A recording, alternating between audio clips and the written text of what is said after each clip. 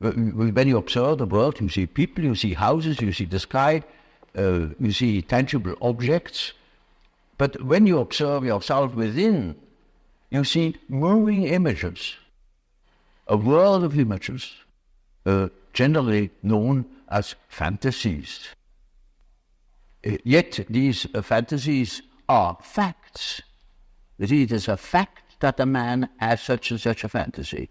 And it is such a tangible fact, for instance, that when a man has a certain fantasy, another man may lose his life.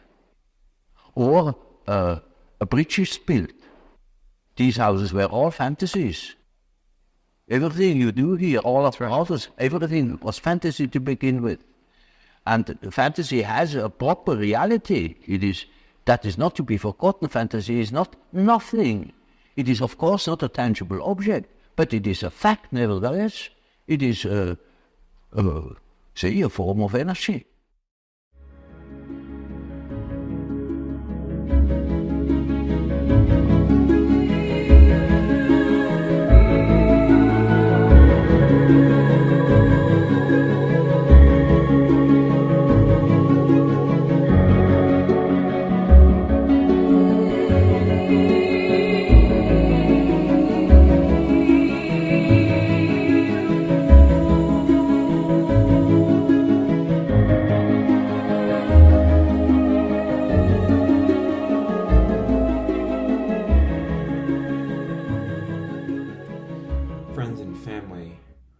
Welcome back. For those of you who are just joining me, my name is Dan, and today we are going to be talking about persona. Now, the name of this video is Persona Archetypal Alchemy, and there are going to be a couple of new terms that we use, namely archetype, which is where archetypal comes from, and shadow. So we're going to get more into those later, but I just want to mention that it's very hard to talk about persona without talking about those concepts as well. Now, unlike the last two videos, this one we will not be talking about weightlifting whatsoever. I'm just going to start putting up some random clips of my training from the past few weeks. We are in week 7 now, and that's all I've got. I'll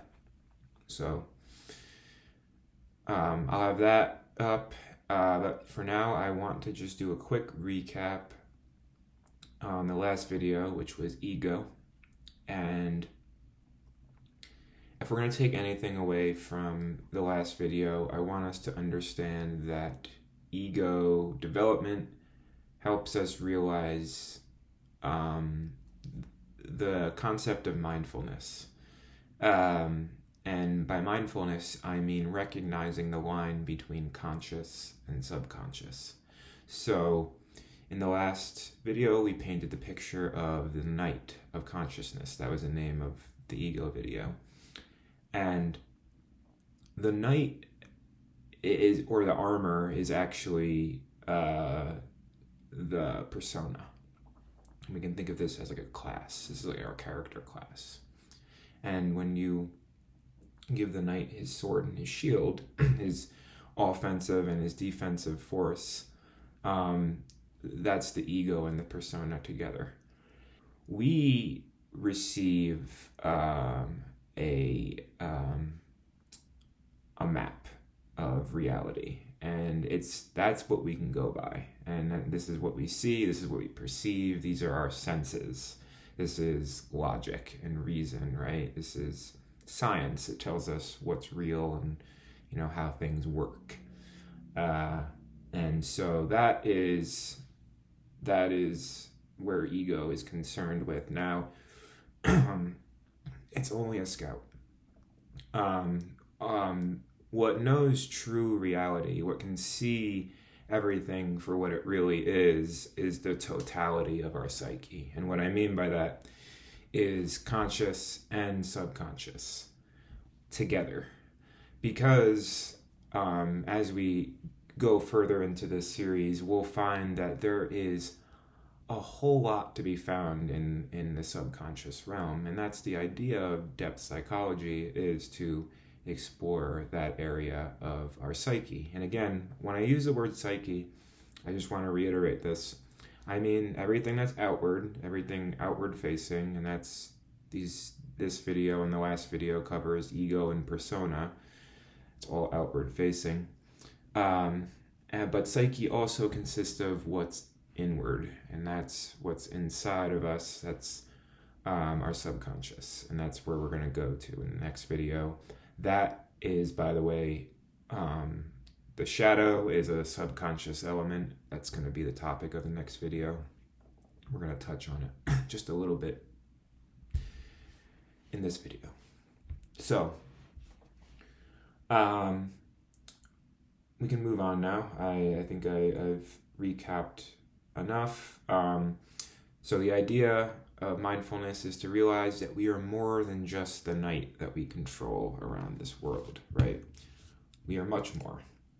And the night is the persona. And we can think of the night as representing a certain archetype.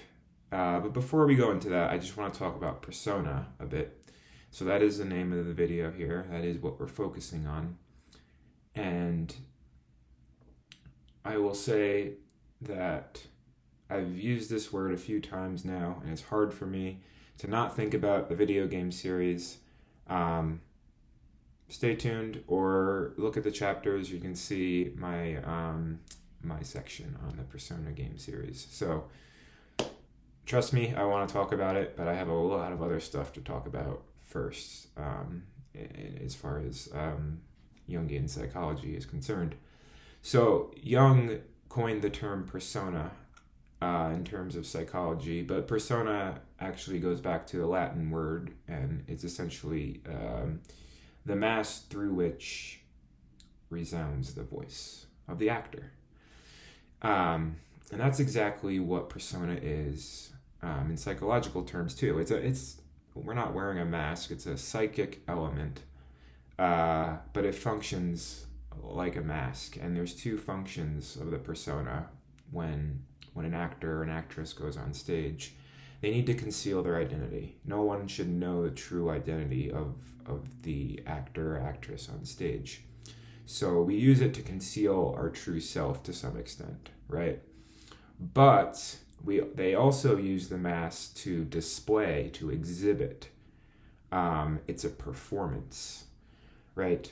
So, and it's showing something in particular. In the case of a play, they're playing out a character and a role. But in society, we're playing out a social role too.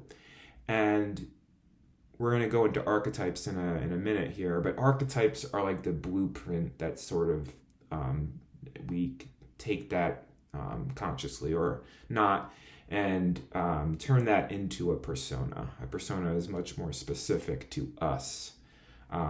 And like I said, the persona attaches to the ego, or the other way around, however you want to look at it. But the creation of a persona is going to be very based on what the ego wants. And again, the ego wants to be important, wants to be the center of attention, but it needs to fit into society. And that is going to be the problem here because of something that we all have, and something that we all have that is very powerful, and that is emotion. And so the core skill of persona, just like the skill of ego is mindfulness, to remind us that we are more than just the night, the core skill of persona is emotional regulation. And when we look at emotion as our magical energy, because that's really what it is, human emotion is very, very powerful and potent. If we go back to my first video, The Magic of Depth Psychology, we talked about the fundamental spell that we all have access to. And it's called autosuggestion. It's a self-hypnosis technique. And it's the idea of repeating something to yourself over and over and over until you believe it. And we can do this in a negative way through self-deprecation. We can say horrible things to ourselves until we believe it to be true.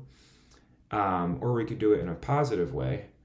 Like I mentioned in that video, Zach Tellender's mantra that I used for weightlifting, no excuses, just improve, to get better at weightlifting, to get better at snatching. And then I carried that same mantra through into therapy. And we'll get more into what that looked like in an archetypal form a little later on. But the sense is here, guys, this needs to be backed by emotion. And when we say, and I've dealt with self-deprecation before, and I've got a pretty good hold on it now. We say these things to ourselves with such emotion. It's negative emotion, like we truly don't like ourselves. And then that's what encourages it to actually happen. And so when we're doing it in a positive way, we need to say it with emotion as well. So that's just a recap on what auto-suggestion is. And we're going to go back on some of these skills throughout the series. Active imagination will play a part for sure, again, in this one. And, of course, mindfulness. And we're touching on emotional regulation now. That's where we're at. Emotions connect us to each other. This is how we understand each other. We all have this common magical energy. And it helps us relate to archetypes. And, you know, if anyone here has ever dealt with depression, then you know that it has a very profound effect on every aspect of your life. But in particular, it does seem to take the color out of things. It removes the vibrance from naturally beautiful things like the sky and trees and leaves and grass and nature, and it doesn't look as beautiful anymore. And it's remarkable. It's horrible. I mean that happens and that we end up in these states of mind. But the power of emotion is what I'm trying to focus on here, and what it can do when emotions, you know, go in a certain direction. And so I just want to say in that sense, when I said a certain direction, emotion is like water.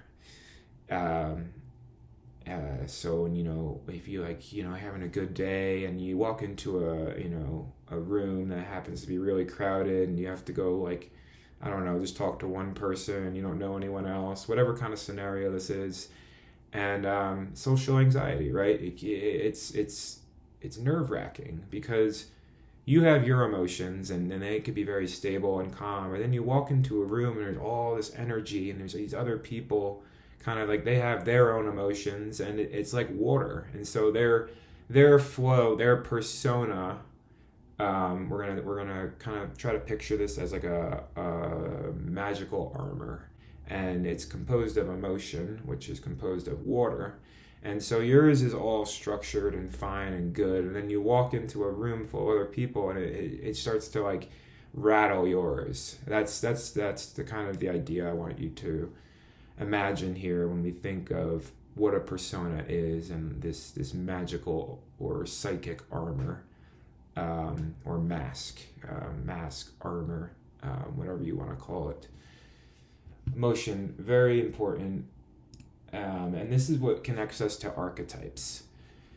So archetypes, we can think of this as our class. And I use the knight very deliberately because I want the knight to sort of represent the hero archetype.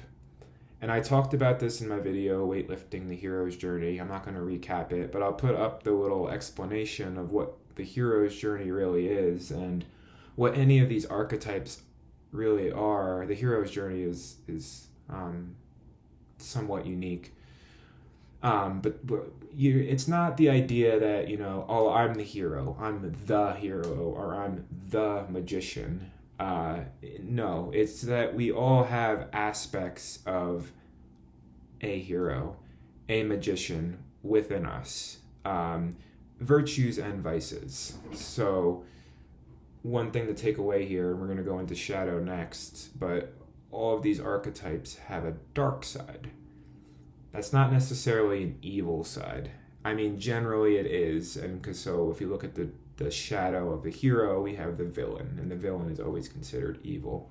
I don't want to talk about good versus evil necessarily, but let's just more look at it as light versus dark. The shadow is called the shadow because it's behind us, because we're not aware of it. It's not inherently evil or negative. The one archetype that we all have in common is the innocent.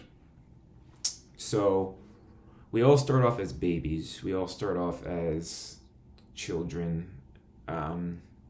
Eventually we grow up.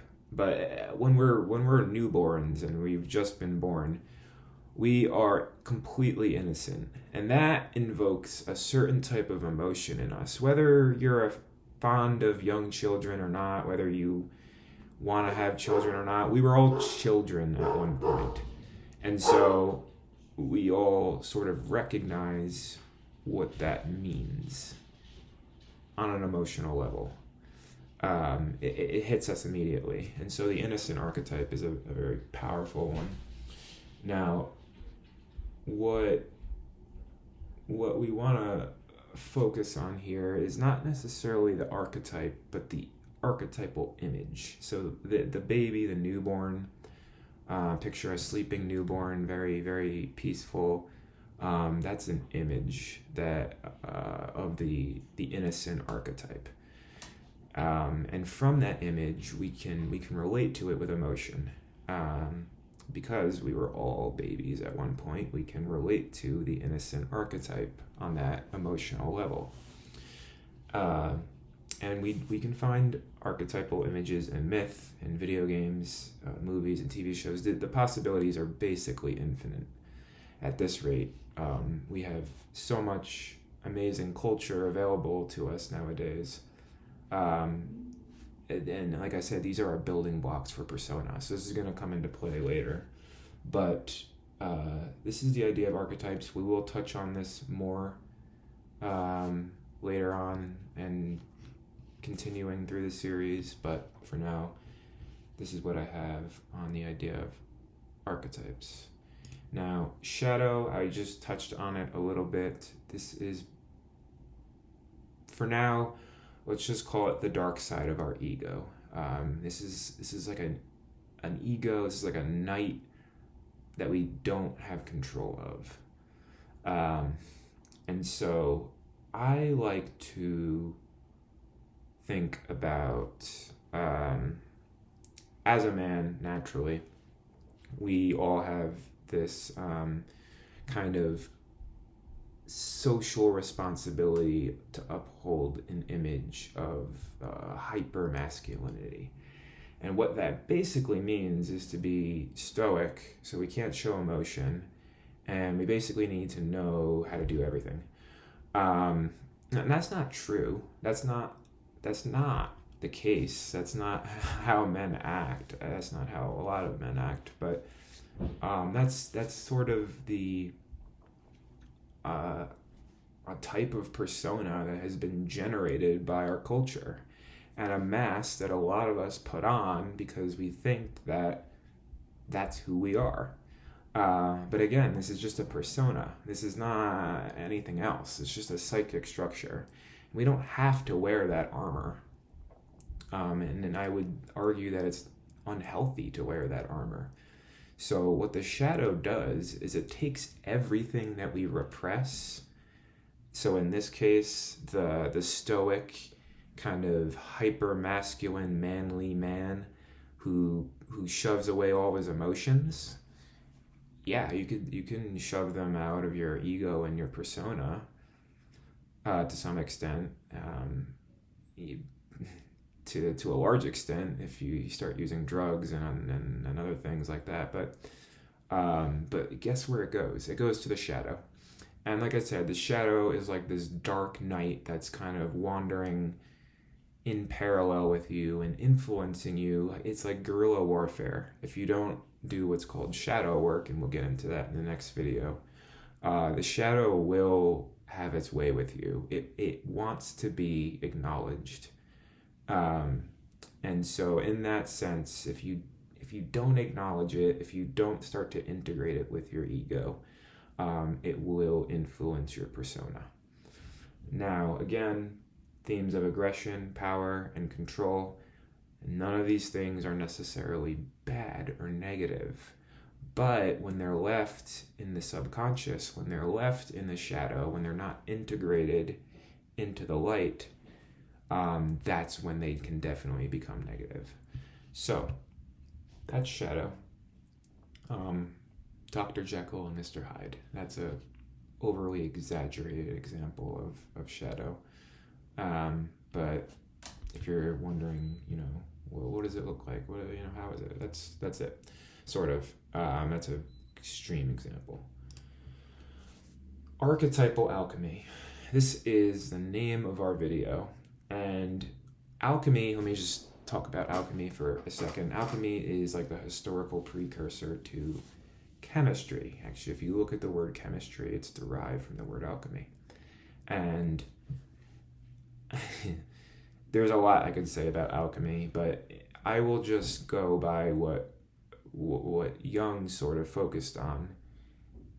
He focused on quite a bit, but the conclusion that he sort of drew is in alchemy, there's this sort of mystical substance called the philosopher's stone, and this could transform base metals like lead into silver or gold.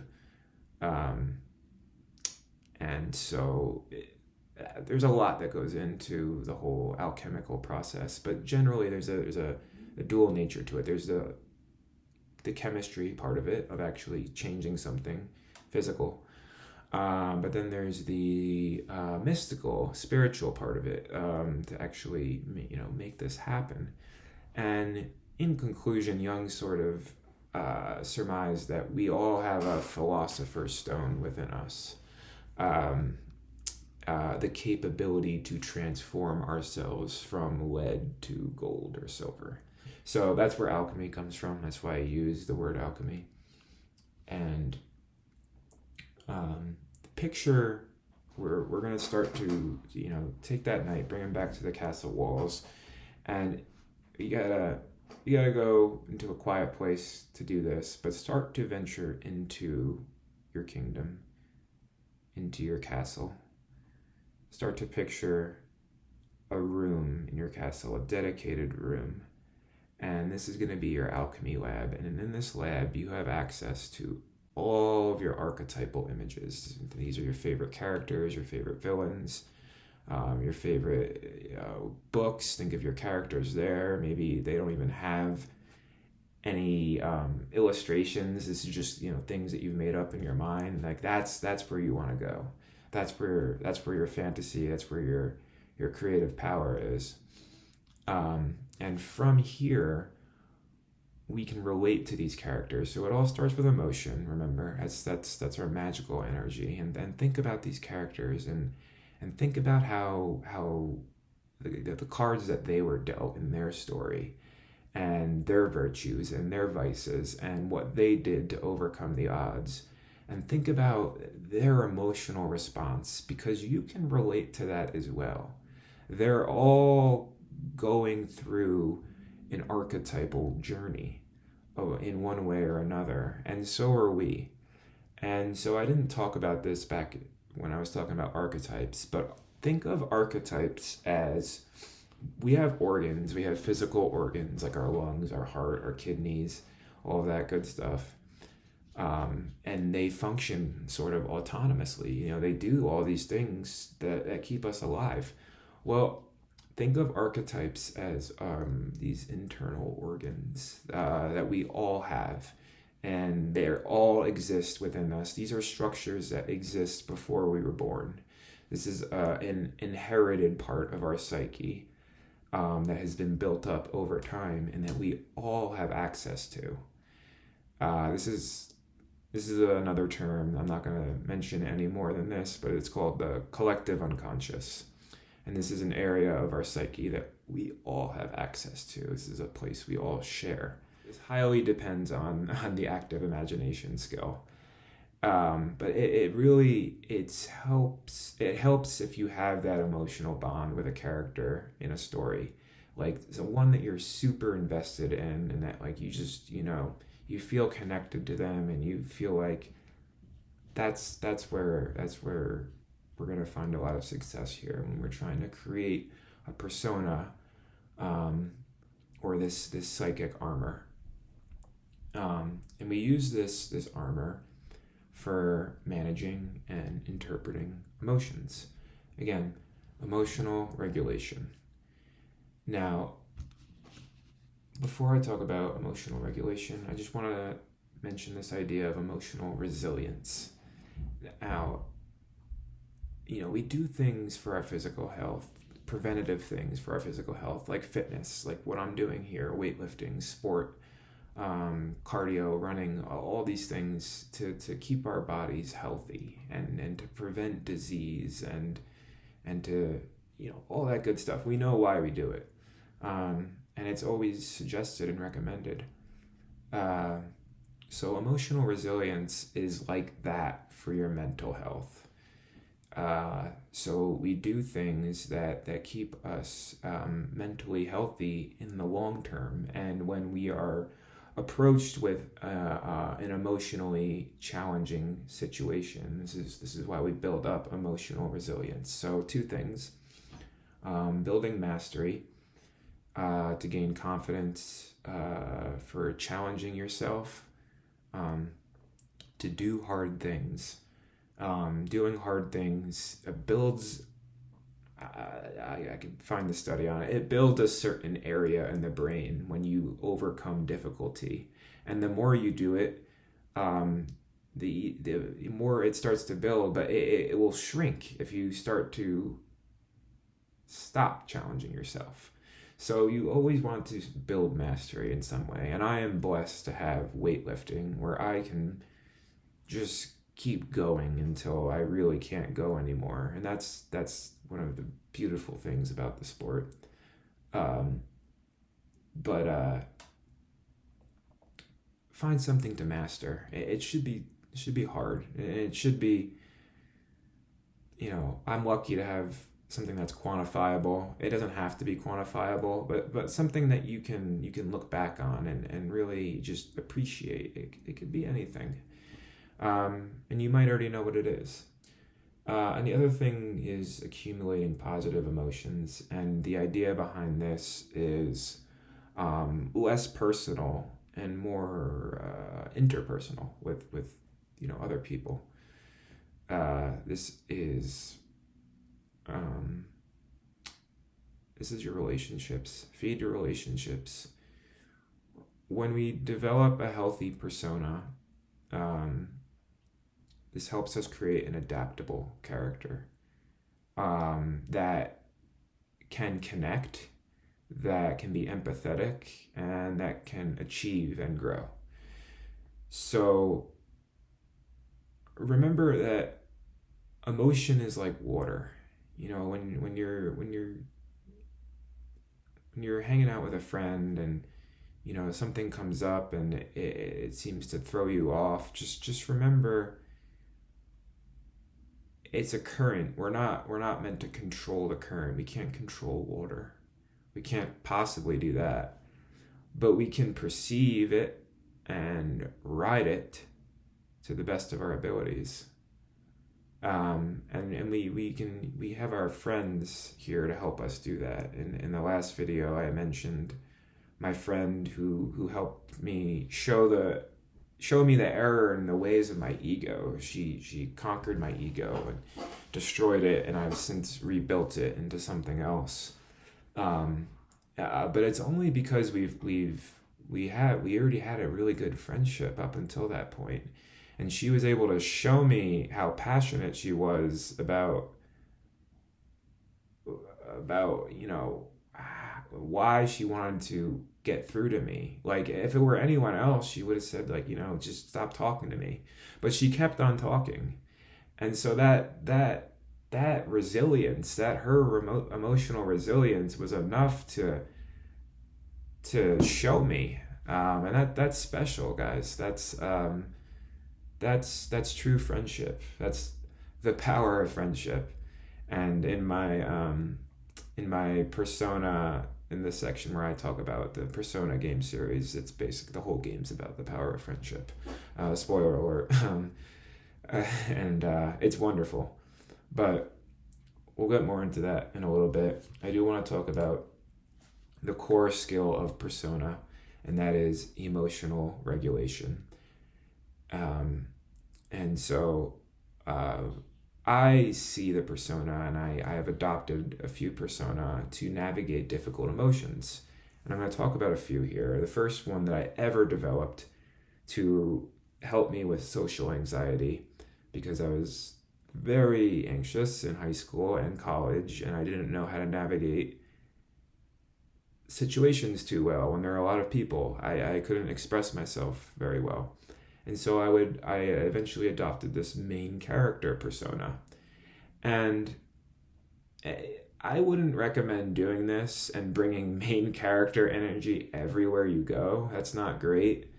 But if you can understand the Fool archetype, if anyone's studied tarot or if played tarot or has any interest in it, you'll know that the Fool is the first card in tarot, and it's the Fool's journey that is essentially the game of tarot.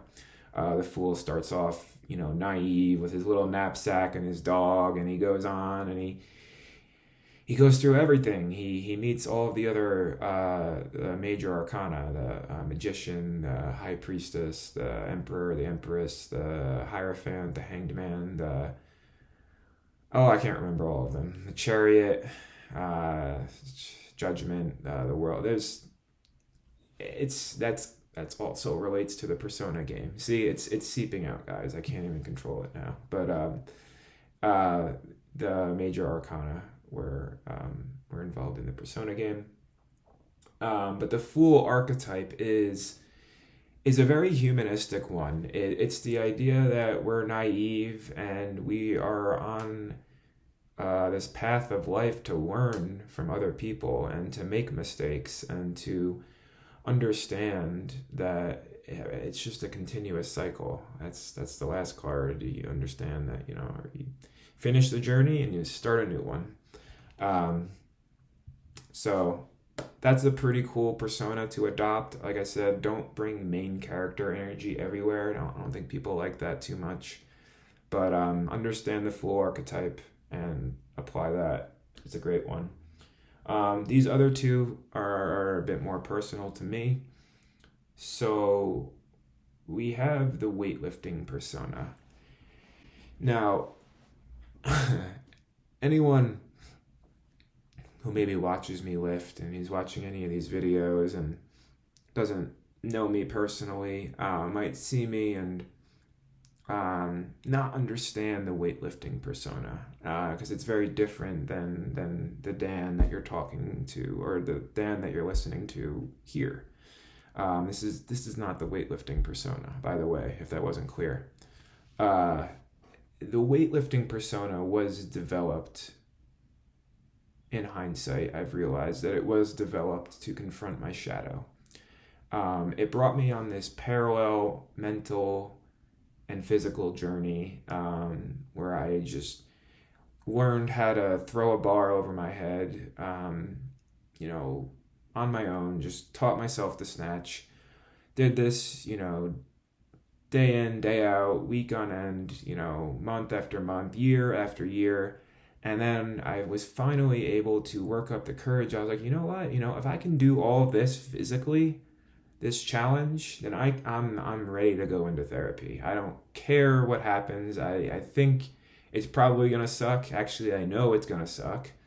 But I have adopted this hero archetype now, and I acknowledge that it's very dark because of its genesis, like why I created it. I didn't realize why I was creating it, but I saw the weightlifters, all my favorite weightlifters, as heroes, like approaching this massive bar, a bar that I couldn't even pick up. I couldn't squat it, couldn't deadlift it, and they just throw it over their head. And I couldn't think of anything more heroic than that. So it was a very personal journey for me, and it still is. And any type of darkness that emanates from that persona is because of its purpose. And that is its purpose. And this brought me into my therapy persona, which I've now adopted. So yes, I do wear a type of mask, a type of armor when I go into therapy. And this is only to show my therapist that I have a very strong willpower and that I have the ability to invoke transformation, that I can produce change, that I can be an agent of change, and that I want to acknowledge any advice and any support that she can provide for me. And I do see that as portraying the magician archetype. Magician archetype is a lot about power and transformation, and that's